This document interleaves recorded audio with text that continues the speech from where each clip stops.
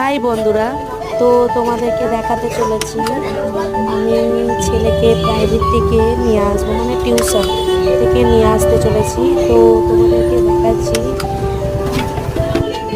পুরো ভিডিওটা দেখবে অবশ্যই। ভালো লাগলে লাইক কমেন্ট শেয়ার করে দিও। আর কে কোথা দিয়ে আমার ভিডিও দেখছো অবশ্যই কমেন্টে বলে যেও। আর আমার নতুন চ্যানেলটাকে সাবস্ক্রাইব করে দিও প্লিজ। আমার পাশে থেকো তোমরা, আমি নতুন ইউটিউবার। তাই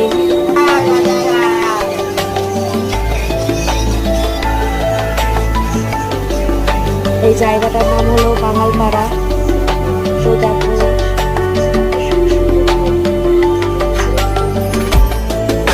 তোমরা কিন্তু পুরো ভিডিওটাই দেখবে, স্কিপ করবে না। আমাদের এদিকে সব রাস্তাগুলো এরকমই, মানে অন্ধকার অন্ধকার টাইপের।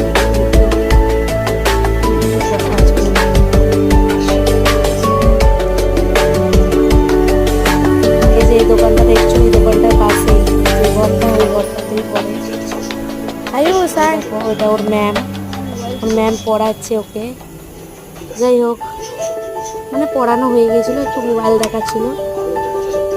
তো এবার আসছে আমার ছেলে, গুণধর ছেলে, দেখতেই পাচ্ছ তোমরা।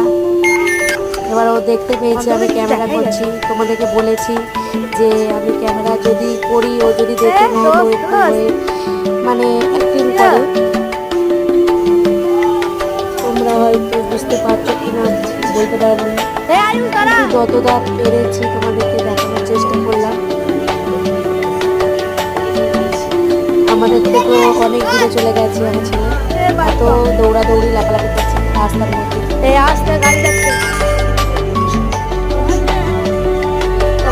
কত গাড়ি ঘোড়া যাচ্ছে, কিন্তু ওর দৌড়ানো আর শেষ হচ্ছে না, তাও দৌড়াবে। পুরো ভিডিওটা দেখলে অবশ্যই তোমরা দেখতে পাবে কতটা দূরত্ব।